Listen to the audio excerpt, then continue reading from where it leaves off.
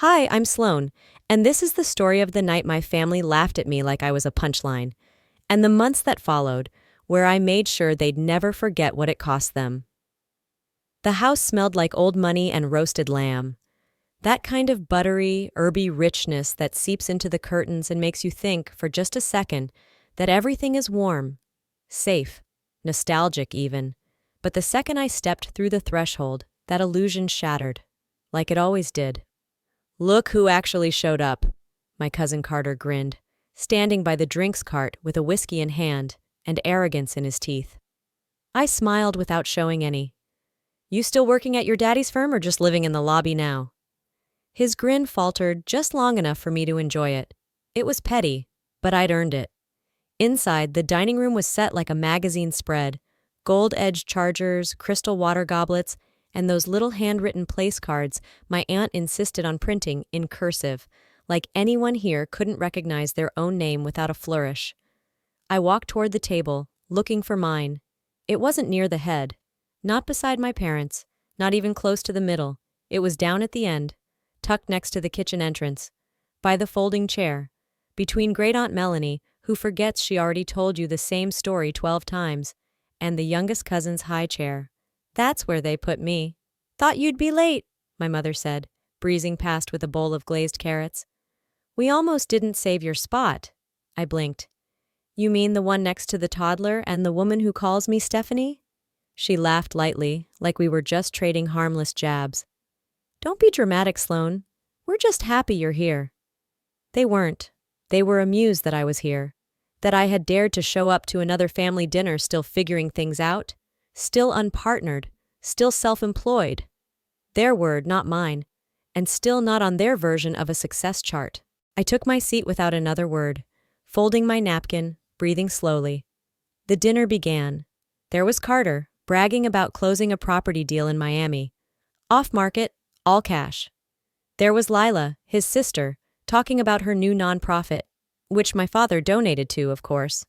And then Ethan, my brother, golden boy since birth. He didn't have to brag. The room did it for him. He just got featured in Forbes, did you hear? I always knew he was brilliant. We prayed for one of the kids to carry the legacy. Guess which one God answered? And right then, like some cruel conductor called for the cymbals, Ethan turned to me and said it. "So what are you working on, Sloane? Still doing that online art thing?" I looked up slowly. "It's a design consultancy." He tilted his head like a dog hearing a strange sound. "Is that like logos? Or more like Etsy stickers?" Someone snorted. I think it was Aunt Doreen. I felt the whole table watching me, like I was supposed to smile, shrug, maybe even play along. Instead, I cut my lamb into pieces so thin I could hear the blade whispering across the porcelain. Then my father chimed in, calmly, but with that tone that made the air around the table suck in like a vacuum. "Sloane, sweetie, you're smart, but at some point you need to get serious. This phase, it's cute, but it's not real." Cute, not real. "Tell me," I asked quietly, "at what point does it become real? When I buy a building to hold meetings in, or when I stop asking you for help you never gave?" My mom's fork froze mid-air. My brother raised a brow like I'd barked in French. I wasn't yelling. I wasn't even upset. Not visibly. Just tired. "You don't have to be defensive," Ethan said. "We just want the best for you." I turned my eyes on him. Dead center. No blinking. "I don't think you'd recognize the best for me if it slapped you with a bank statement." "All right," my dad muttered, raising his glass. "Let's move on." They all laughed. Not nervously, genuinely, at me, like I was some sitcom character making everyone uncomfortable. "Come on, Sloane. You know we love you, but you gotta admit, you're kind of the family wild card," Carter grinned. "Still waiting to figure out if you're a genius or just stubborn." "Maybe both," Aunt Doreen added, sipping wine. She was always the dreamer. My hand curled under the table. That was the moment. Not when they laughed. Not when they called me a wild card. But when I realized none of them were waiting for me to win. They were invested in me losing. It made them feel right. So I reached into my bag and placed a simple white envelope on the table. "Don't open that now," I said. But of course they did. Inside was a single sheet. My name, my company, the new valuation, the announcement of a closed funding round. 7 figures, US dollars. Signed by investors none of them could afford to meet. The room went silent. Carter's fork clattered against his plate. Ethan's smile twitched. My mother looked confused. My father? He went pale. And I stood up. Thanks for the lamb, I said, but I'm done pretending you can laugh at me for free. Then I walked out. No slamming doors, no shouting, just heels on hardwood and the sound of their silence behind me. I didn't look back.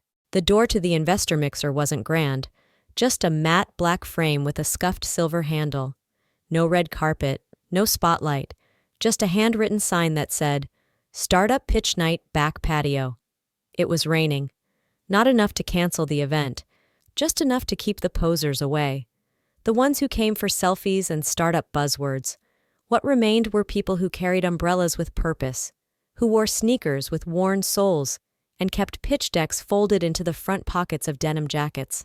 I liked that.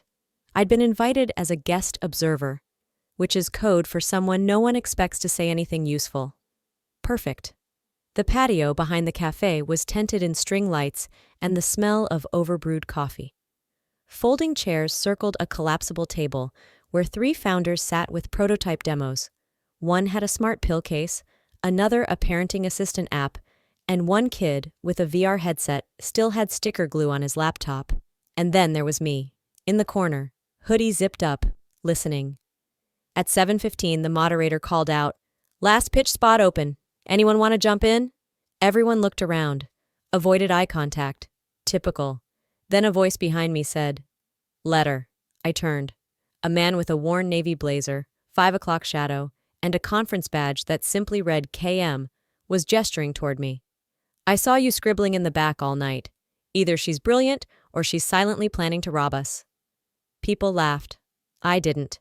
I stepped forward slowly, pulled a tablet from my backpack, and projected the wireframes of Rook's studio, the platform I'd built from scratch in my apartment, on a secondhand desk, using coffee as both currency and coping mechanism.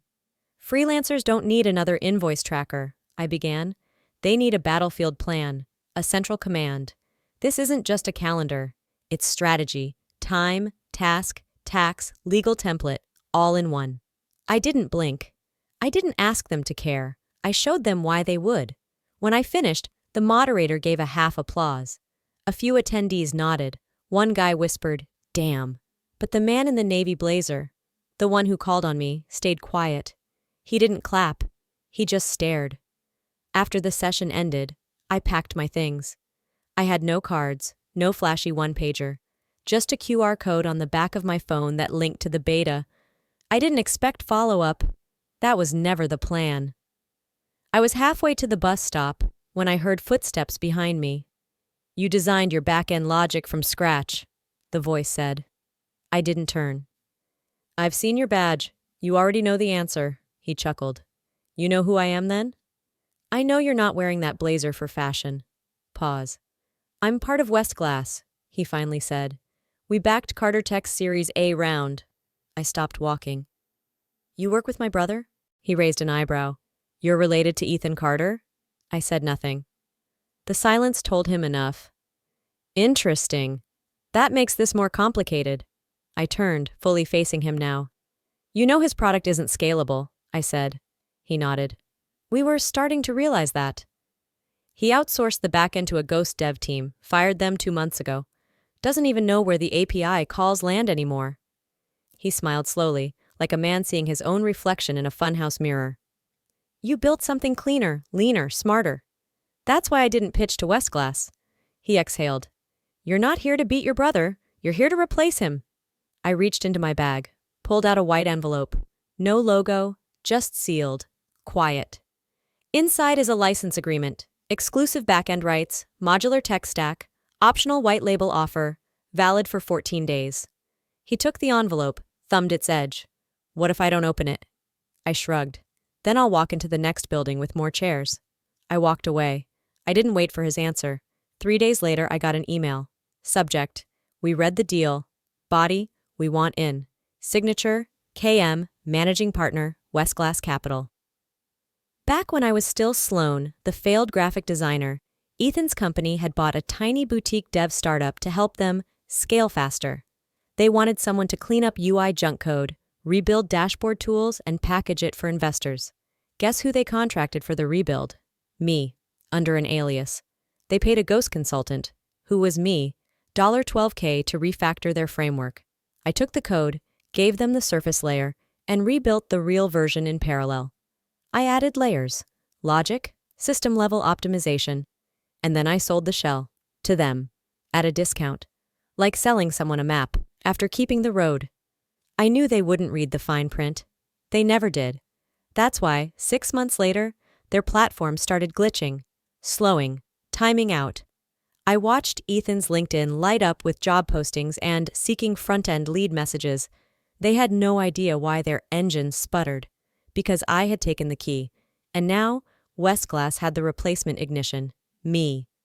Present, sitting in my apartment, still small, still cluttered, I stared at the investment offer. $1.2 million pre-seed. Convertible note. Valuation, $6.5 million. I didn't call anyone. I didn't even celebrate. I just updated my product roadmap, poured another cup of coffee, and wrote one line in my notebook. They thought I was a wild card. Let's show them the deck. The first bug report came in on a Monday. It was from a paying user on Ethan's platform, someone I recognized. Not personally, but enough to remember they'd switched from a larger service to what Ethan promised was lean, customized, and locally built. They'd emailed customer service 3 times. No one responded. So they tagged the account publicly on LinkedIn. How is your dashboard down for 4 hours and no rollback in place? What are we paying for here? I didn't say anything. I just took a screenshot. The second came the next morning. Same issue, different client. By Wednesday, the dashboard had started rendering with an 8-second delay. And Ethan?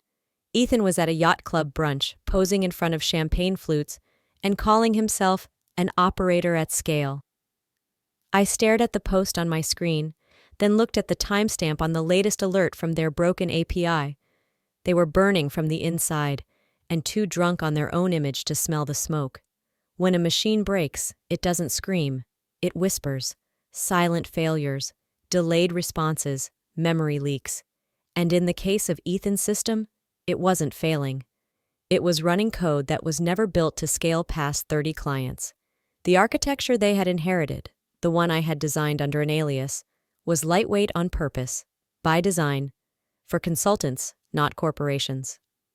You're over-leveraging a 1-bedroom server to throw a block party, I had said to the CTO in a meeting, months before I'd walked away. He'd laughed. We'll upgrade later. Right now, we just need the pitch to sing. So I made it sing. But I never handed over the harmonies. Thursday night, I got a call from KM Sloan. You'll want to see this, he said. He forwarded me a confidential investor letter. Ethan's platform, Carter Suite, had lost 3 major clients in 48 hours. The investors were nervous. No more funding until issues were resolved. Deadline, 10 days. That's the kind of countdown no one survives. Do we do anything? He asked. I shook my head even though he couldn't see me. No, I said. We wait.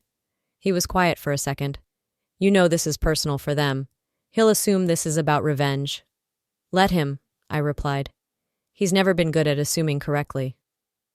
The following Monday, I walked into the co-working space I'd been renting by the month. Not a high-rise office, just good Wi-Fi, black coffee, and a wall of quiet professionals who didn't care what your last name was, only whether your code compiled.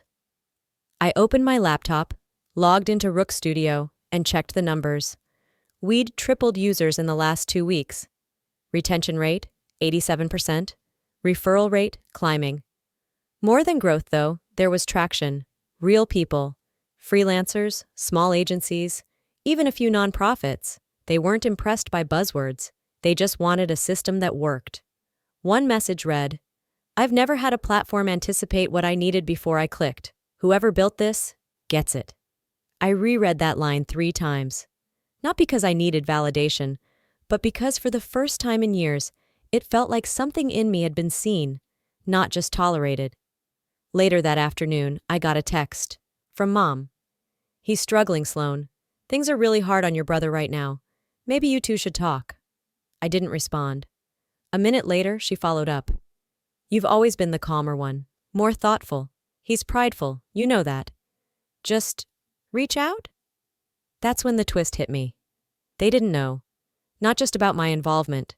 They didn't even know why the system was breaking. Because Carter Suite's tech team wasn't the team that built it. They didn't have the map. They didn't know there were walls behind the walls. That night, I drove to an overlook outside the city, a place I hadn't been in years. You could see the skyline from there. Distant lights, like someone dropped a bowl of stars and forgot to clean up. I parked, sat on the hood, let the cold chew at my sleeves, and for the first time since the dinner, I let myself feel it. Not gloating, not rage, not even satisfaction, just grief. Not because I destroyed something, but because I'd once hoped they'd notice what I built. Instead, they laughed, they labeled, they wrote me off before I could even name the game. And now they were realizing I'd stopped playing their version a long time ago. Tuesday morning, Ethan called me. I didn't recognize the number. He must have used a different phone. Hey, he said, trying to sound casual. You got a minute? I didn't respond. Look, he continued. This is gonna sound random, but did you do some contracting work for the back end of Carter Suite, like a while back? I smiled without smiling. What makes you ask? He hesitated. Because it's all falling apart, and no one knows why. And someone mentioned a freelance name that sounds like yours, but they said it was a different email, so I wasn't sure. Silence. You think I broke your system? Another pause. I think maybe you didn't give us everything. My voice was flat.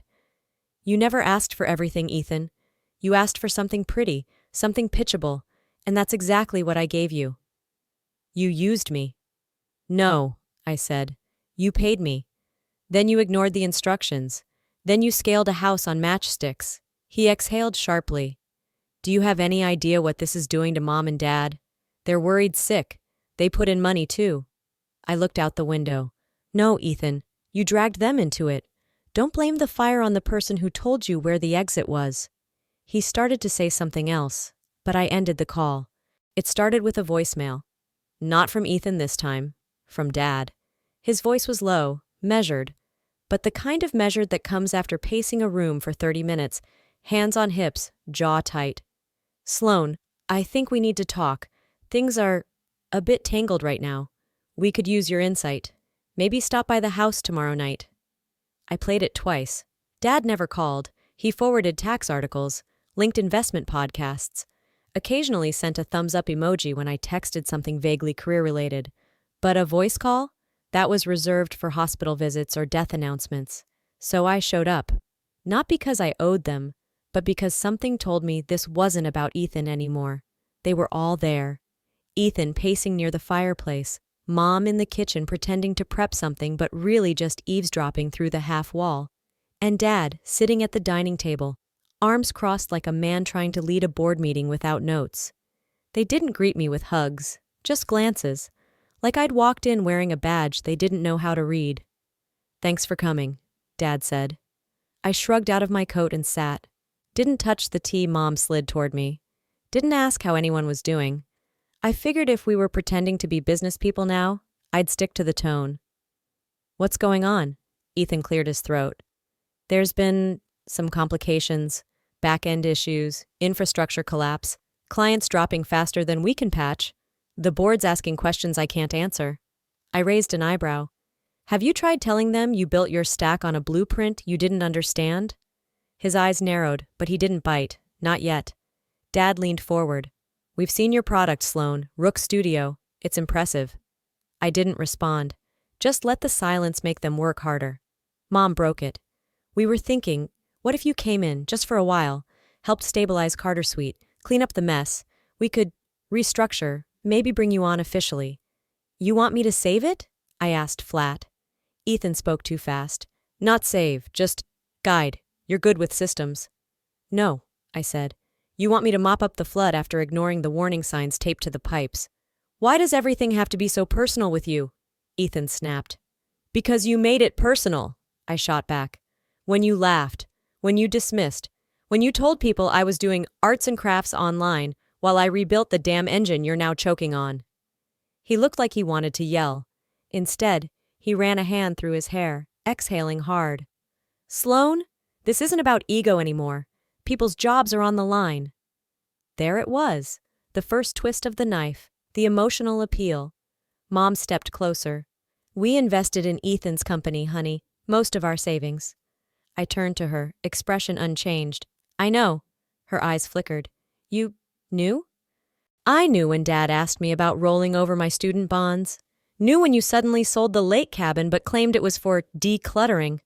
Knew when you called me, the one who's good with budgeting, every time I bought groceries instead of wine. They didn't speak, because they knew I was right. Then Dad cleared his throat. We're not asking you to give anything up. We just need a partner. That word hung in the air. Partner. Funny how it always came after the damage, after the silence, after the dismissals and jokes and smug grins across dinner tables. I'll do it, I said finally. Ethan looked up fast. Mom blinked. Dad leaned back, exhaling like the storm had passed. But on one condition. I pulled out a folder and placed it on the table. Inside a proposal, a full acquisition outline, buyout terms, structural overhaul, and one title printed clearly at the top. CEO, Sloan Carter. Ethan stared at it, then at me. You're kidding. I looked him dead in the eye. No, I'm offering a life raft, not a lifeline. You want me to save your ship, you hand me the wheel. You think you can just take over what I built? You didn't build it, you branded it, then you burned it. I'm the only reason it ran at all. Dad stood, voice low but tight. That's a serious move, Sloan. Be careful what lines you cross. I stood too. I crossed those lines when you cropped me out of your plans and called it strategy. Mom's voice cracked slightly. Sloan, this isn't you. No, I said. This is me, without begging to be taken seriously. I left the folder on the table. Deadlines in 48 hours, I added, walking toward the door. After that, I start building a new Carter, one that doesn't need your name to matter. I didn't sleep that night. Not because I was nervous. Not because I was debating whether they'd accept the deal, but because I already knew they would. People like my father don't call their daughters unless there's no one left to call. And people like Ethan, who build their empires on borrowed brilliance, don't hesitate long when they're staring down ruin. So when my phone buzzed at 6:14 a.m., I didn't flinch. Let's talk, today. Dad. I replied with a calendar link. 30 minutes, no extensions, corporate hours only. The meeting took place at a downtown law office, not the family house. Neutral ground, glass walls, hardwood floors that muffled nothing. They came dressed like they were still running things. Ethan in a navy sport coat that didn't quite hide the circles under his eyes. Dad in his classic charcoal suit. And Mom, she didn't speak at all this time, just sat in the corner with a tense smile and a too-tight clutch on her handbag. I brought nothing but a laptop and a lawyer. Not to intimidate, but to document. Because this time, I wasn't stepping into their world. They were stepping into mine. I'll admit, Dad began, the numbers surprised us. You've built something impressive. I didn't respond, just nodded for him to continue. Ethan jumped in, trying to inject charm like it hadn't been poisoned months ago. I went through the proposal. It's aggressive, but workable. There's just one thing. He slid a marked-up version of my acquisition offer across the table. Highlighted lines, crossed-out clauses. I think we could find a compromise on control. Maybe a co-CEO model? I glanced at my attorney, then back at Ethan. No, he blinked. You don't even want to discuss? I don't negotiate against history, I said. Especially not with someone who needed me silent to feel successful. Dad cleared his throat. Let's be practical. If you take full control, the optics, I interrupted, are already broken. I'm not here to save face. I'm here to save function. Ethan leaned back, arms crossed. So this is revenge? No, I said calmly. Revenge would be letting it collapse and posting the receipts.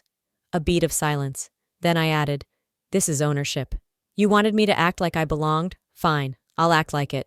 But on my terms. By the time we left the office, signatures were drying. I was officially CEO of Carter Suite. But I wasn't celebrating, because the real challenge wasn't stealing the crown. It was ruling the mess they'd left behind.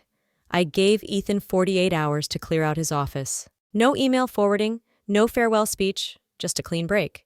He tried to argue for a transitional period, but I reminded him that transitions happen before the explosion, not after. The next Monday, I walked into Carter Suite HQ for the first time since the takeover. The receptionist froze when I gave my name. "You're the new COO?" I smiled. "Hire." I stepped inside the elevator, alone. Glass walls, 12 floors of tech bros and branding interns staring like I was the substitute teacher they didn't think would last a week. When the doors opened on the executive floor, the place went quiet. No handshakes, no welcome signs. Just a few side eyes and one brave intern whispering, "That's her." Damn right it was. First task, full systems audit. Second, personnel restructuring. And third, a town hall, not the performative kind. No catered pastries or branded mugs, just me, a mic, a whiteboard, and a company that didn't know how close it had come to vanishing. I stood in front of 50 staffers who barely remembered my name. I know most of you don't know me. Or worse, you've heard filtered versions. Light laughter, nervous. I'm not here to erase what's been done. I'm here to do what should have been done. Efficiently, transparently, and with people who give a damn about the thing we're building. A hand went up. "Are you planning on keeping the Carter name?" I paused. That hadn't been decided. Not officially. But right there, in that moment, I realized something. I didn't need their legacy to validate mine. I wasn't the next Carter. I was the first Sloan. "We're renaming in Q2, I said. "Suggestions welcome as long as they're honest." And that was it. My reign didn't begin with applause. It began with a pause. A pause just long enough to feel everything settle. Just long enough to prove I wasn't filling someone else's shoes. I was building a new floor entirely. It wasn't just about the name. Rebranding a company should be strategic, timed, clinical. But for me, it was more like ripping wallpaper off a house you'd been forced to sleep in, knowing exactly what rotted underneath. We didn't issue a press release right away, that would have been expected. Instead, I let the new logo speak first. A single post. Black background, white text, bold serif, Rook Systems. Built quietly, built to last. Within hours, LinkedIn lit up. "Wait, is this Carter Suite or something new? Why isn't Ethan Carter listed on the leadership page? Someone explain what just happened here." And then it began. The story wasn't leaked by us. It didn't need to be. All it took was one former dev sharing a thread titled, "How I Got Ghosted by a CEO Who Didn't Know What His Code Did." He didn't name names, but he didn't have to. The screenshots told the story, archived Slack threads, timeline mismatches, payments to a consulting shell company, one registered under a name that sounded almost like mine. The founder was great at branding, but someone else built the foundation. She's running things now. The thread went viral by midnight. The next morning, an industry blog picked it up. From wildcard to CEO, the woman behind the Rook Systems takeover. They called me the Ghost Founder. My inbox exploded. Journalists, tech influencers. One national podcast host emailed, "You don't owe us a story." But damn, what a story. I didn't reply. I wasn't done writing it yet. That weekend, I got a text from a number I hadn't seen in 2 years. Harper, former best friend, maid of honor at Ethan's wedding. We hadn't spoken since she picked sides. "Sloan, just saw the articles. I owe you probably 100 apologies. I believed what they said about you. I'm so sorry." I stared at it for a long minute. Then I replied, "You weren't the only one who did." Monday, all hands meeting. The office was quieter than usual. No one was sure if the stories were true or how much I'd allow them to ask. I stood at the front, beside a new timeline board and a blank roadmap. "Let's set the record straight," I said. "Not for them, for us." I didn't recap every betrayal. I didn't throw Ethan under the bus, but I did tell them this. There are two kinds of founders in tech, the ones who chase headlines, and the ones who chase hard problems. I was always the second kind.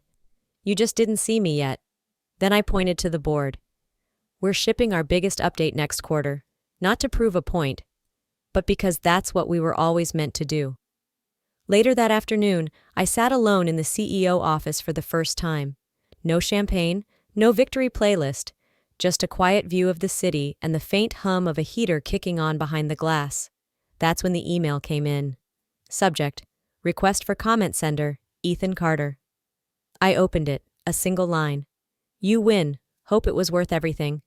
I stared at it, then closed my laptop, not because I didn't have an answer, but because I didn't need to give one. It was Thanksgiving, the kind where people show up late but still pretend they care about being together. The Carter house looked the same.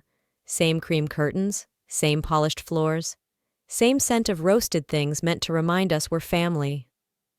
I parked down the street, not to make an entrance, just to walk, feel the chill before the warmth turned scripted. When I stepped inside, the room didn't go silent. It just slowed. My name wasn't called. No arms thrown around my shoulders. But my father stood up from the head of the table. "Sloan," he said, quiet, "your seat's here." At the top, next to his, no folding chair, no high chair, no side table. I sat. Ethan didn't look at me. He stirred his drink like it had something to say. Mom gave me a smile that didn't reach her eyes. We passed dishes, made small talk about weather, traffic, how cold the rolls were this year. But under it all, every fork scraping porcelain, every glass clink, was something heavier. Recognition. Not approval. Not apology. Just undeniable acknowledgement. Midway through the meal, my aunt turned to me. "You've really done something, Sloan." I didn't answer. She leaned in, whispered just loud enough for the table to hear. "Bet it feels good to prove them wrong, huh?" I looked up slowly, let my eyes sweep the room. Then I smiled. "I didn't come here to prove anything," I said. "Just to eat." No one laughed. Not because it wasn't funny, but because they finally understood. I didn't need to be invited to matter. I had built my own table. They were just lucky I showed up to sit. When dessert came, I declined. I stood, tucked in my chair, and said, "Thanks for the meal. I have somewhere else to be." I walked out the front door without a coat. Didn't feel the cold. Not every ending needs a mic drop. Sometimes the quietest ones echo the longest. Sometimes the most powerful revenge is no revenge at all. Just success lived on your own terms. Looking back, I didn't need anyone's permission to become who I was meant to be. I just needed to stop waiting for it. If you've ever been overlooked, underestimated, or made to feel small, remember, they don't get the final word unless you let them. So tell me this. Have you ever quietly worked toward something while everyone else was too busy laughing to notice? Or maybe you're still in that season right now. If this story hit close to home, drop a comment and let me know where you're watching from, or what moment made you feel seen. And hey, if you didn't vibe with the story, that's okay too. I'd love to hear why and where you tuned in from. I read every word. If this video spoke to your heart, inspired you, or made you feel just a little less alone, hit that subscribe button. There are more stories coming, real ones, stories like yours.